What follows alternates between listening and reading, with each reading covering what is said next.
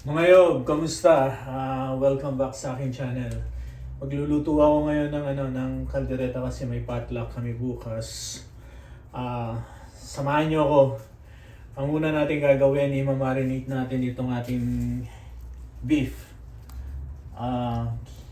Hiniwa ko na siya ng cubes. So ang una natin gagawin, lalagyan natin siya ng pineapple juice.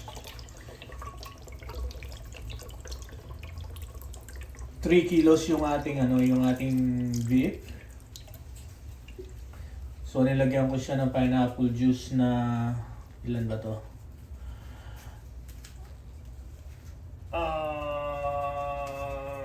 Isang can, 240 ml. Tapos lalagyan natin siya ng soy sauce. 1/4 cup na soy sauce. Lalagyan din natin siya ng ground pepper. Sayang to. Tapos lalagyan natin ng 1 teaspoon of chicken powder. Lagyan na rin natin ng Sprite. 1 cup of Sprite.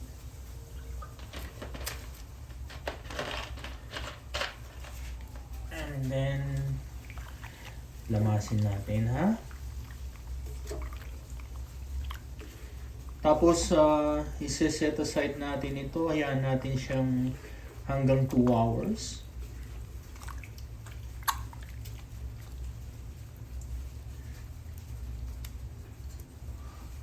Umuulan ngayon sa labas. Hindi masyado malamig kaya makakapagluto ako dito sa labas.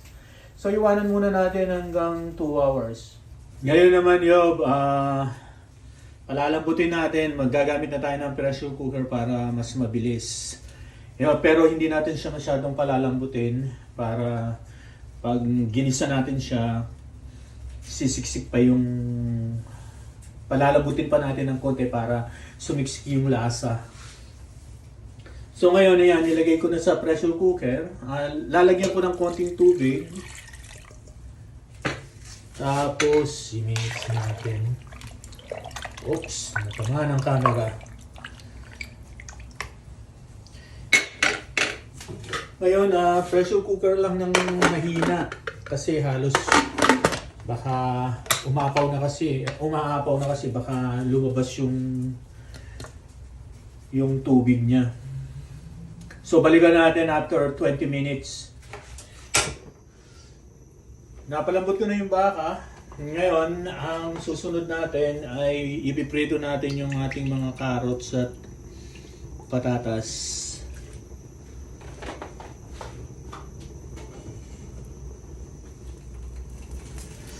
Lalagay na natin.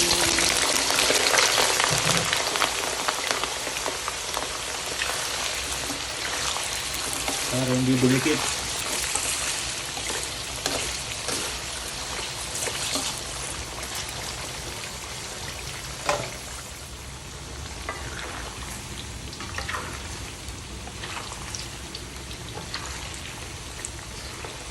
Lalapit na to. Konti na lang. Pwede na to. Ngayon, baliktad.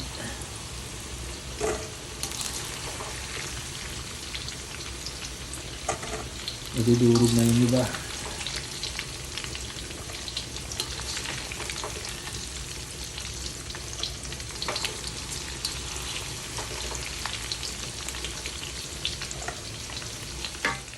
Ngayon naman magigisa na tayo. Dadagdagan natin siya ng butter. Binawasan ko yung mantika. Ngayon lalagyan ko lang siya ng butter. Sayang nito.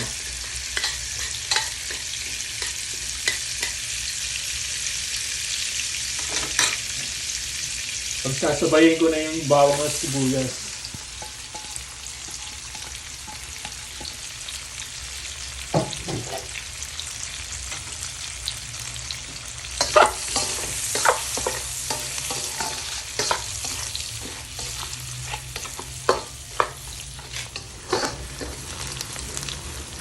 Lalagyan na natin yung ating tomato sauce. Kumanta ako ng 2 pack na 250 ml.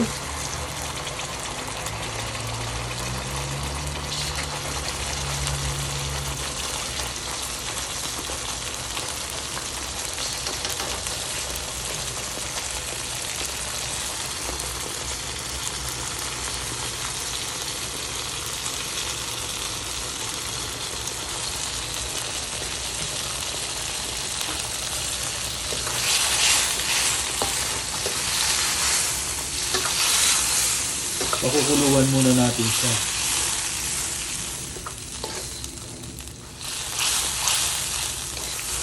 Ilalagay na natin yung ating baka. Tignan mo yung 3 kilo.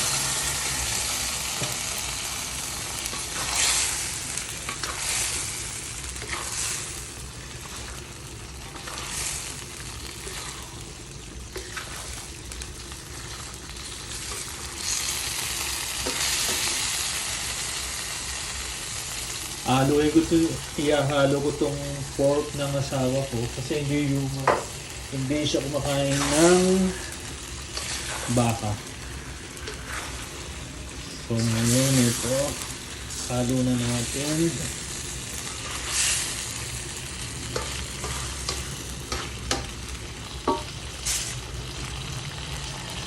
Tapos ilagay na natin yung ating pinagpakuluan. Lagyan natin ng konti, huwag natin lahat ilagay. Ayan, tama na yan. Kasi malambot na yung ating baka.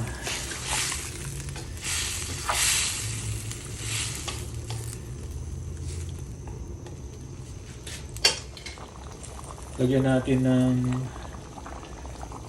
1 teaspoon of sugar. And then, lagyan uli natin ng chicken powder. 1 tablespoon. And then, lagyan natin ng konting salt. So, konting salt muna ha. Kasi, naglagay tayo ng toyo kanina eh. Tikman na lang natin maya-maya kung ano. Tapos, ihalo na natin.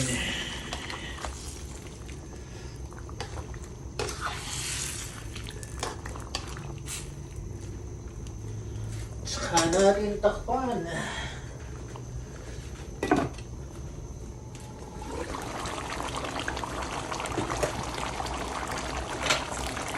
Check natin. Nakikita pa ba ninyo? Wala, malamig sa labas eh. Eto, may baboy ako nilagay para sa sawa ko. So ngayon ilalagay na natin yung ating sili. Hindi kaldereta yan kung walang sili.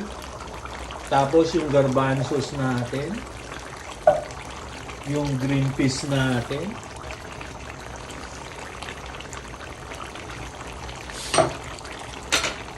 Pamparami din yan.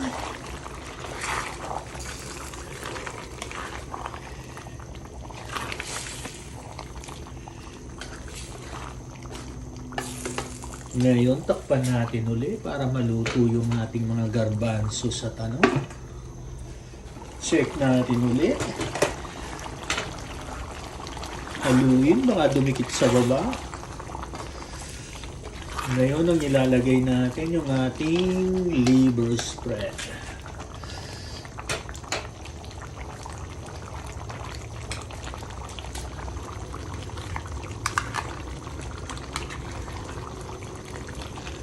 Isang lata na yung nilagay ko.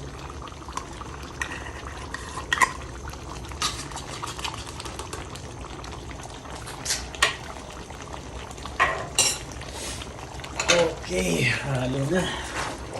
Malapit na to. Pag naglagay ka na ng liver spread, malapit nang maluto.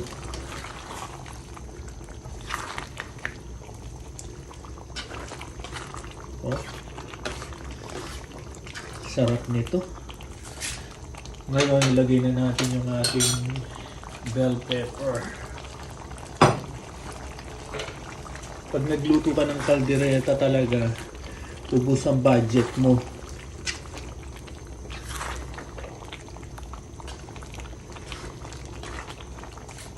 Tapos ilalagay ko na rin yung aking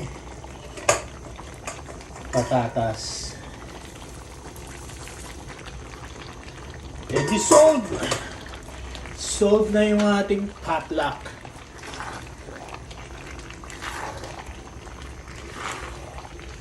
Oh.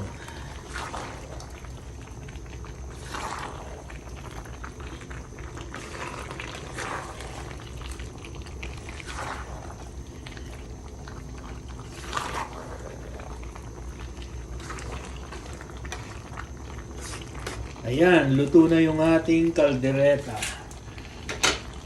Takpan pa natin ng konti.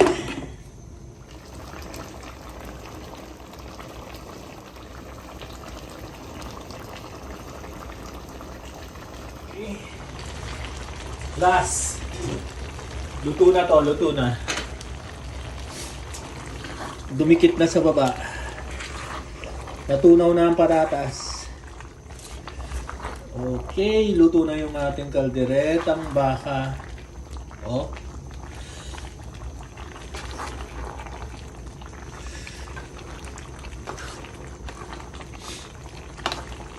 May makikita kayong baboy ha, sa asawa ko yan. Hindi pwedeng walang